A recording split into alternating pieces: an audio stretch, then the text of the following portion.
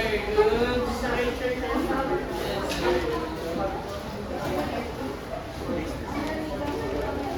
you return to your seating arrangement? Go back to your proper seat.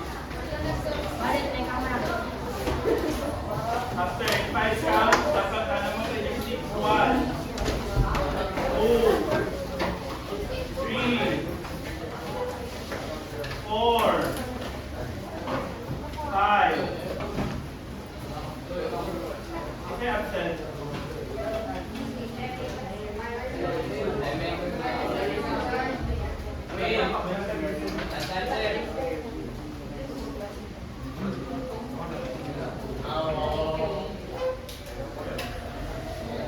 Okay, so today class we will continue the discussion on proof.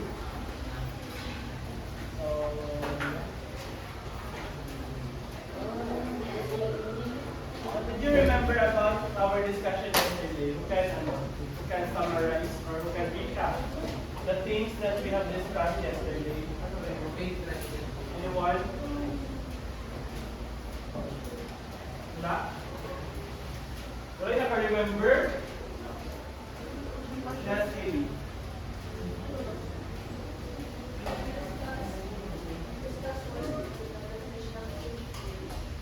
The definition of? So yeah. So what is a proof?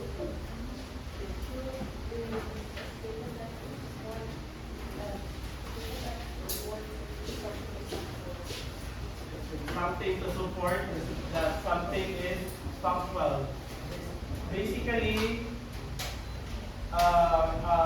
establish rules that can prove something that is true or false. So, again class, let me remind you for our learning targets for this lesson. Since this is just the continuation, so let's just recall the things that we need to learn for this section. Can you read Zach? I can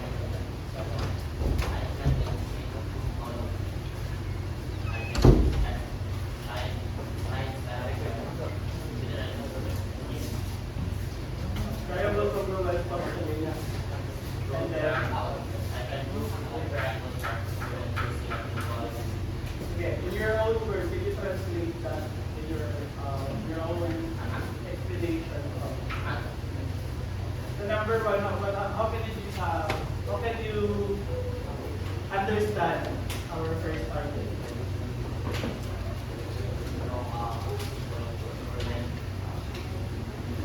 To write or to create a two-column proof. Okay, and then next.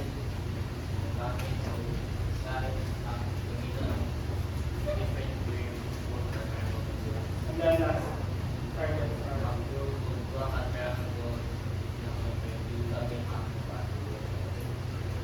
Say it properly, we got So I'm just checking if you truly understand what we are discussing or where we are going for this discussion. So it is very important to know the targets or the learnings that you need to learn or to acquire at the end of this session. So what are proofs again?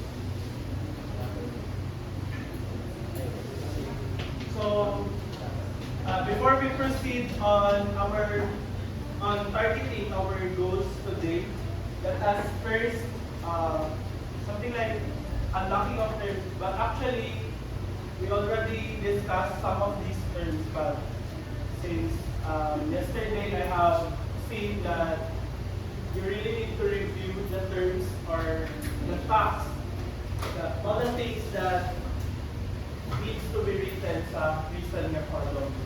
So for us to know what to write here in this column as we write our two column rules, we need to unlock or re-unlock the terms that basin ninyo ka lang nalimutan or ato ang mga na-discuss prior for this discussion. By the way,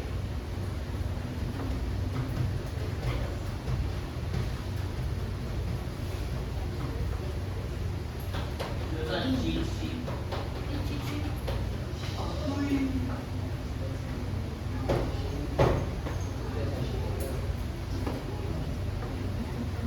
This file class was already uploaded to the Google Classroom, so you have already the copy of this one. So please review it on your free time.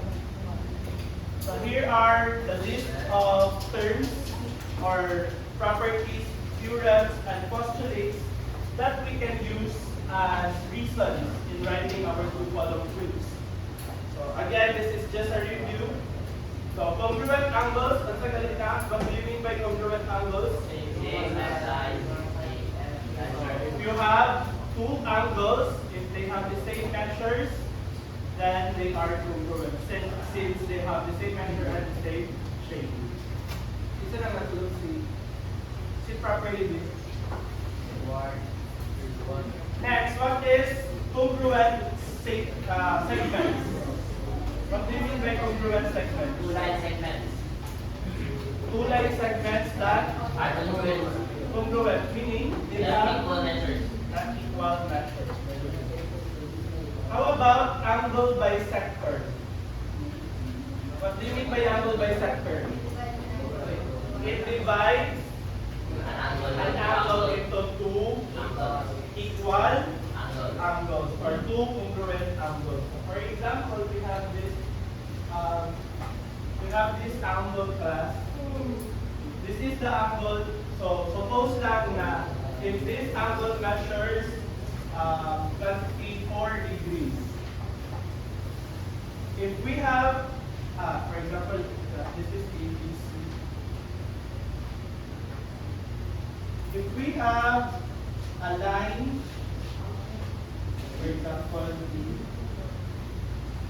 a line segment AD which bisects this angle, so therefore it forms or it creates or it divides the original bigger angle into two. So it creates two angles now. So those two angles are this angle and then this angle. So since 24 man to ganing na, divide into two, that is 12 degrees, and also this angle is 12 degrees. That is the angle bisector class. So the angle bisector here is the line AD. Kanya line. Sabtan? Yes. So we can say or we can conclude here that the angle BAD is congruent to the angle 1. What angle is congruent to angle BAC? BAC. Very good. So this angle is congruent to this angle because AD is the angle bisector of this original.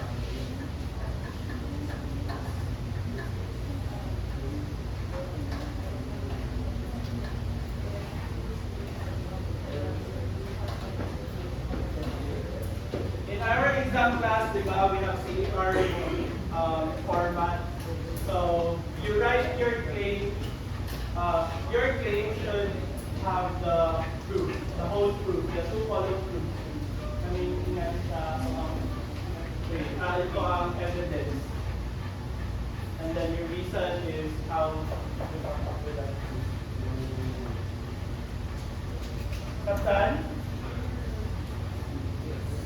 Okay, next term is perpendicular lines. What do you mean by perpendicular? It's like the form a right angle. So if there are two line segments class that is intersecting to each other, the angle, we have these lines. If this is the two lines are intersecting, the angle created Right. are right triangles. So therefore, this line, so for example, this is line AB and line CD. So if this is the line, we can say that line CD is perpendicular to line AB. So meaning they are right angles here. Sometimes, now if we extend this line to the class, angles po di ari sa ubos is also right angle. Sometimes, so let's say nga, wash out the extend to line, for example, E. So point AD, DE, line DE is perpendicular also to line AD, and then they also create right triangles. Understood? So that is the meaning of perpendicular lines. So we also have right angles. You have questions about right angles? About right angles. So right angles are angles where measures exactly 90 degrees. And then what do you mean by vertical angles? What do you mean by vertical? What's the meaning sa vertical? Mataas. So, okay, if you have this illustration class, vertical angles can be found in vertical angles. So if we have two intersecting lines, so for example, we consider this line AD, and then we consider also the line BC, they intersect together, and then the vertical angles are this one. So meaning, since they are vertical angles, they are congruent. So that is by definition of a vertical angle. Understood? Understood? Yes, sir. Understood? Yes, sir. Next is midpoint. What is midpoint again? The point area. So if we have line segment CD, if this point F is found in the middle, or F is the midpoint of CD, then the line CF and line FB is in the middle. Yes, E is technically a midpoint here in this illustration because it is given as AE is congruent to DE. This is given yesterday. So basically E is a midpoint.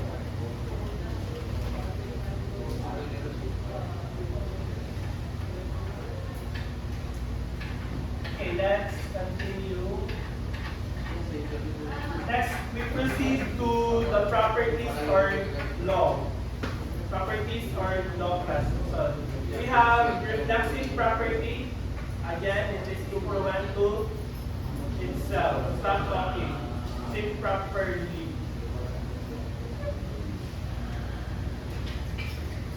Next is we have reflexive property of equality, and also we have reflexive property of congruence. So, difference lang anak niya is the equality sign and the congruence sign. If we use the equality sign, then we are dealing with exact value or values with units. For example, 45 degrees is equal to 45 degrees. So again, perspective is also equal to 45 degrees. That is reflexive property of equality. And reflective property of congruence if we talk about figures. For example, angle A is congruent to angle A and angle A is also congruent to angle A.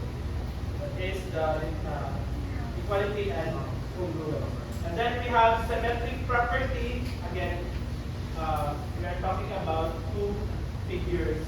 So figure A is congruent to figure B, and figure B is congruent to figure A. And then sa equality code, figure A is equal to figure B, and figure B is equal to figure A. And then we have transitive property and then equality and transitive property of congruence. We also have this property class, addition property of equality. Yeah. So if we have this line,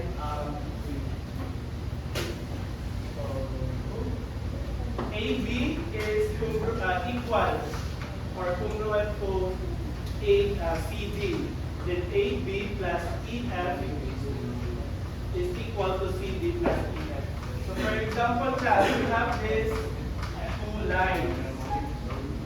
I mean, one line, we have A,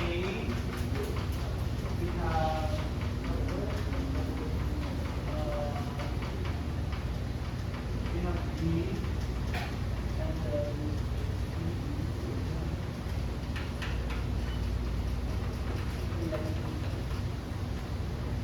okay.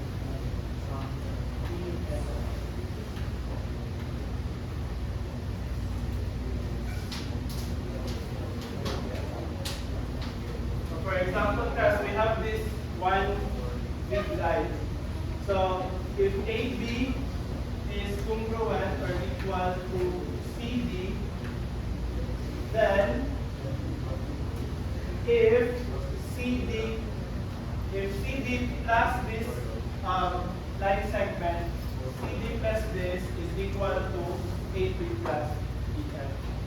Ganana siya ang addition property of equality. And then it also applies to multiplication property of equality. And then we also have law of substitution. So if line AB plus line CD equals EF and CD is equal to GF, then AB plus CD is equal to EF. So we just substitute this value plus EF, I mean this value to CD. So we have CD equals GH. So the CD here is changed to or substitute that to GH, that is EF. And then triangle congruence, this is the CPCPC, triangle congruence. Right triangle congruence. So triangle ABC and CDF are right angles. Then ABC is congruent to DEF.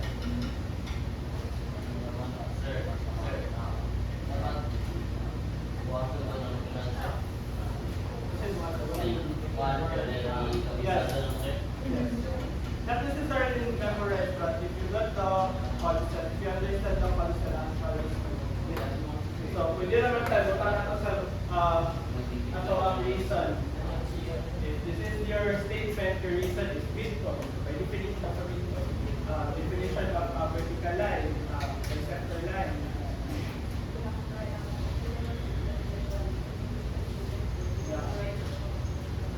No. Just the middle.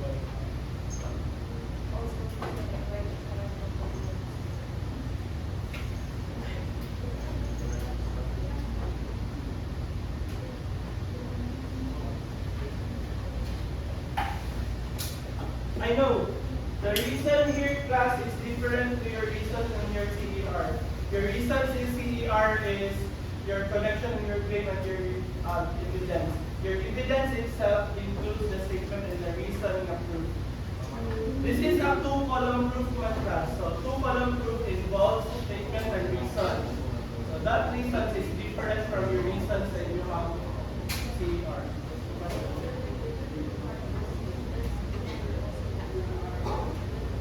Yes. Yes, I see it.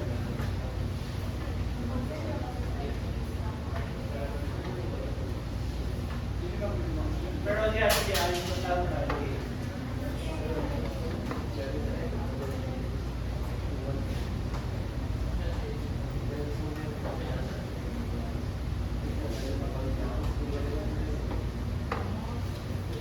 So,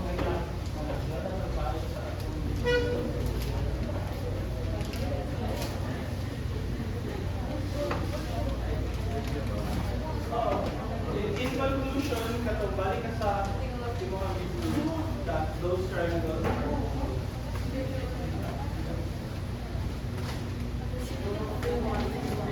So yesterday we answered this item. Given that AB and line AC are congruent and line BD is congruent to line CD, then ABD is congruent to the triangle ACD. So by your classic property of congruence and side congruence must be. So this is the step. So I hope you've studied this one already. So now class, let's continue on our activity. So you try it yourself, activity number 13. This activity class, you just have to provide your own proof, two-column proof, just like this one. And then, okay, we will do this as a group so that you can ask your classmates or you can share your knowledge also to your classmates if you already got the concept. Understood? Questions? Okay, let's help one another to for us to learn together.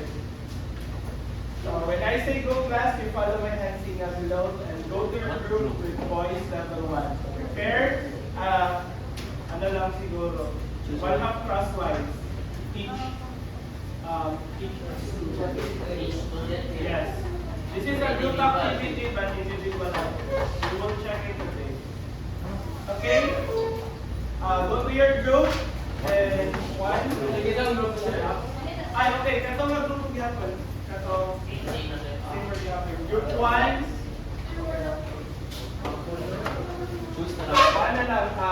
This group ay ikaw si Angelo dari ka group 1. And then absent sir. si Precious. Dito ka group 6 ka. And then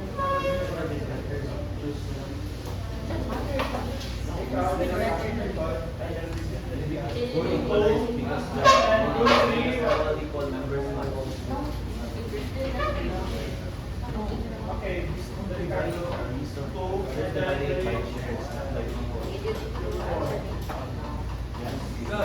okay, group 1, group 2, group 3, group 4, 5, and 6. Okay, go to your group. Stand up, everyone. And then go to your group. Double share.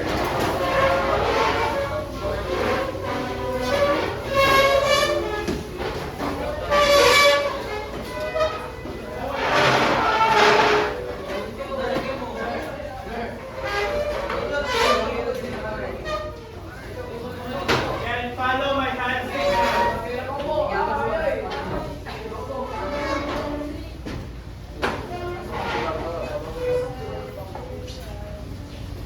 Okay, boys, level 0 dito.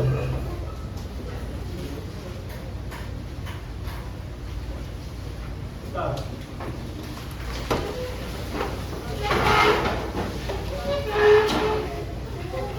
I'll give you 15 minutes to complete this activity.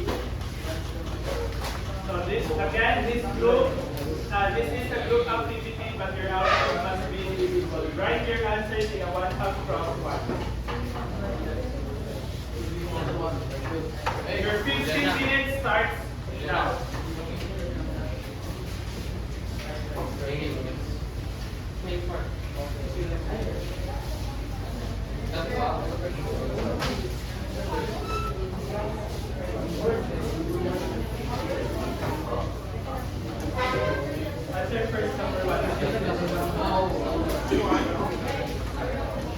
Number one, I have given this as an assignment to you yesterday. Diba?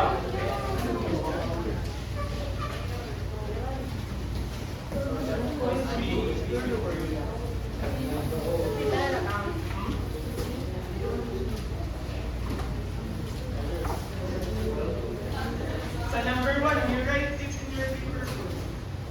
If you are done answering sa number one, you share it with your classmates. How did you answer that?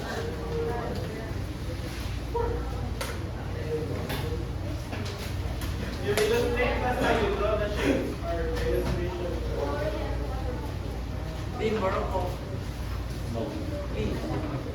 Please borrow one. I bought the book. Sure, buddy. I said I bought it for others. No, I just bought it and I paid it. Wait, what else?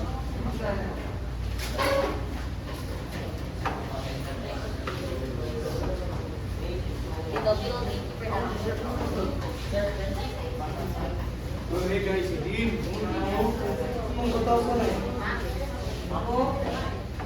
You move closer.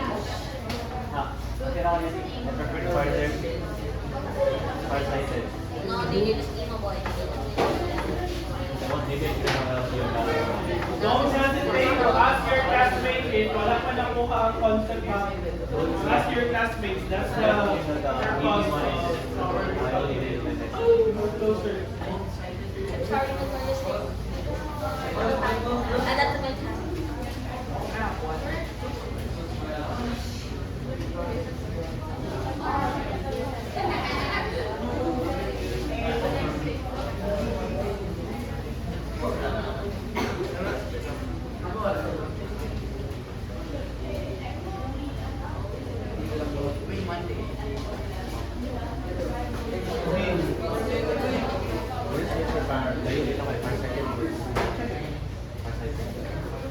After you copy, you go to your group.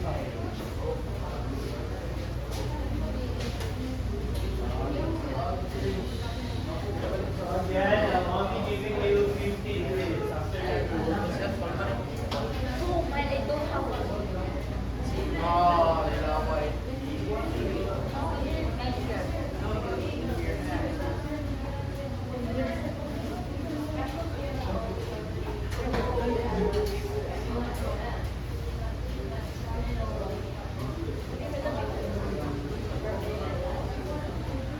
So it's just a triangle, it's an angle. The given are angles class. Borrow ko a little bit. For the blue part, what do you mean? Oh, angles sana class, dili na siya triangle class. No, man, I'm too lazy to grab my pencil case. Add it to my tab. At my forgiveness. See, after I get 32, are you going to Finish the difference. and then guys are coming in?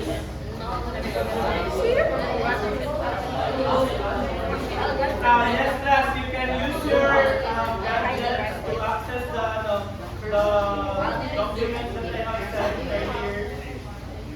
To summarize definition, difference, and possibility. Sir, nasa ba? Anong mga D, C, sir? Kasi nasa D, L, D, pattern.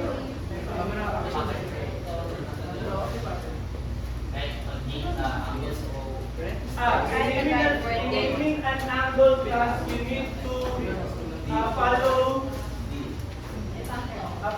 the ano. For example, we need this this angle. So this is line at point E, C, and D. So we name this angle is angle E. Dapat nasa tuwa si C, CD. Or, pwede lang madali mag-angle, angle D. Deal my boy. Or, One is the two Sure. Ang iman ng angle ng teacher. kani nga angle.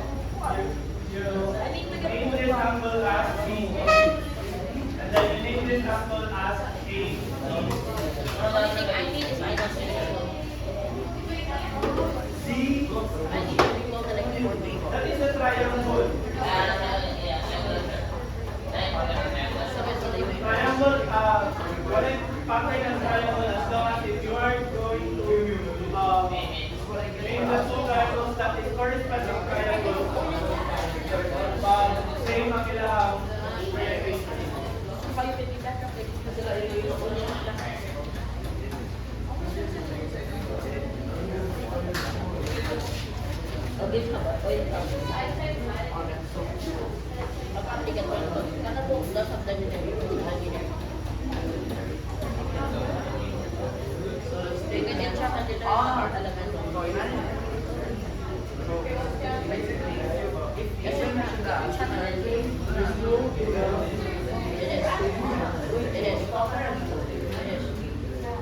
It was literally purple when I got it.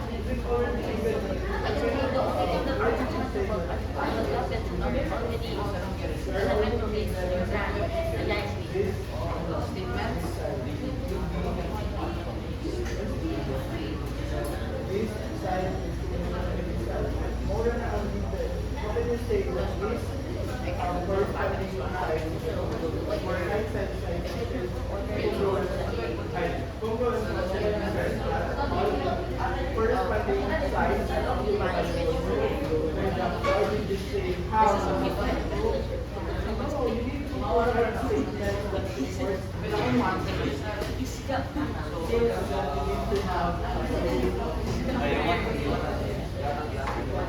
No, just my best paper.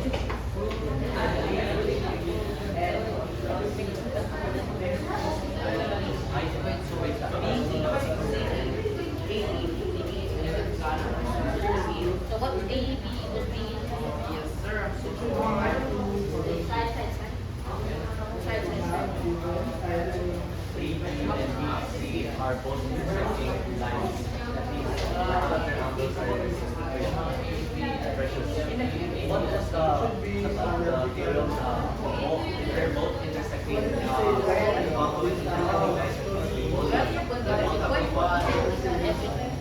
vertical na lang, vertical angles. What theorem is that?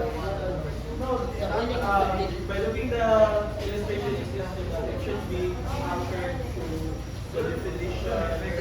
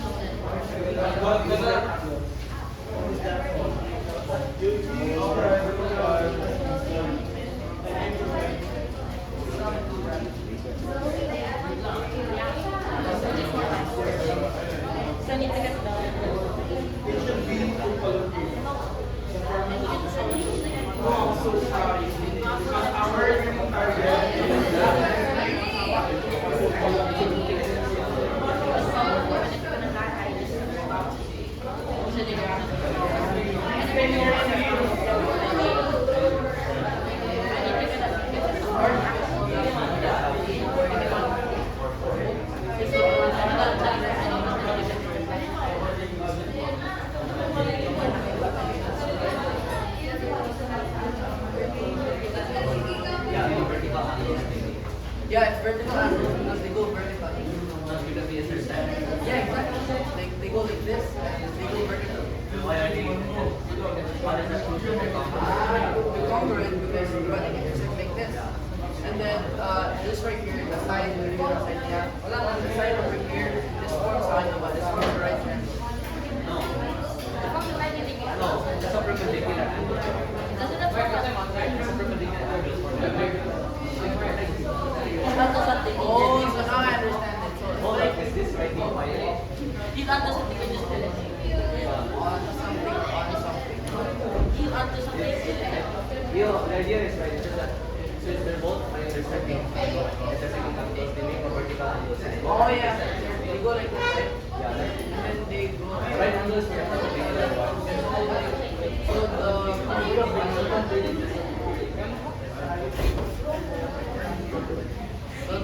the vertical on the right Yeah, the vertical piece here. So they go vertical. I get it now. Yeah, like this. Oh, they're like that. Okay, so what angle they give this? Hold up. Is this, I think, You're not up to this.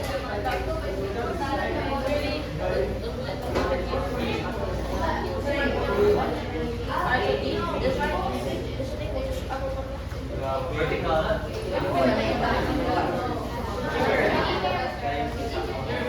Sir! Anak ko mo, sir.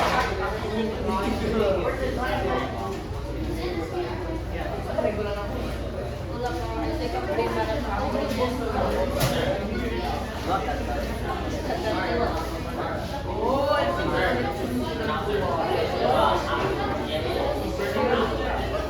Wait, boss. That is not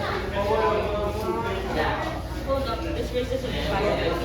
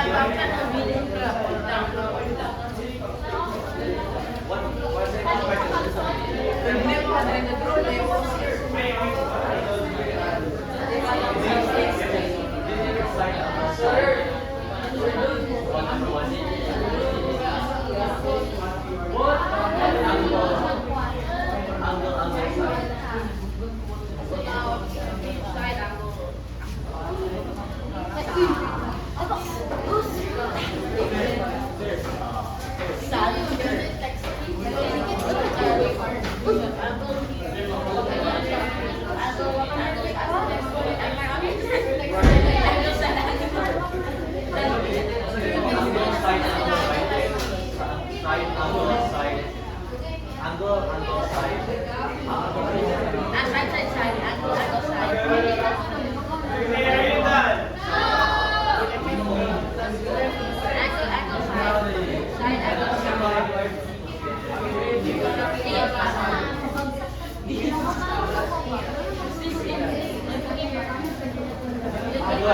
Okay,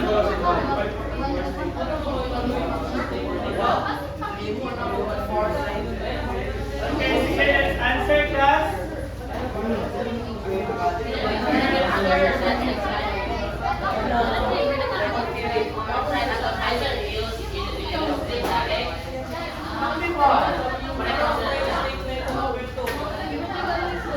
Sige, you go back to your seat and then arrange your chairs properly.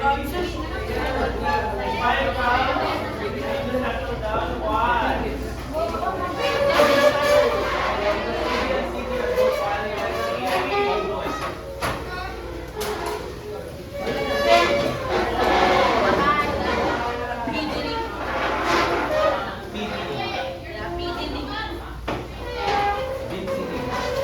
Again, four.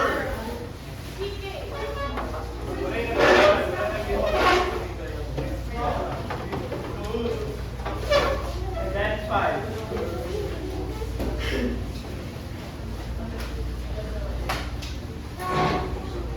So exchange paper with your seatmates.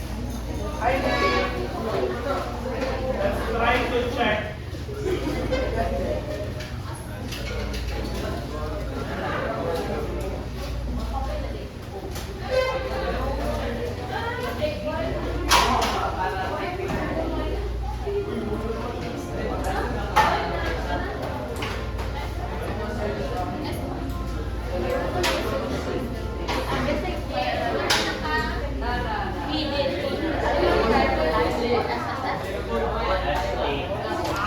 Okay, so number one, listen everyone.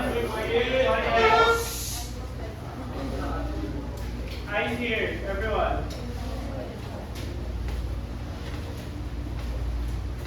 So in this illustration class, our given is that this line down and this line are congruent. So AB is congruent to BC. And then E is their point of intersection or the midpoint of these two lines. So, to prove that, here's our proof. In two-column proof class, it should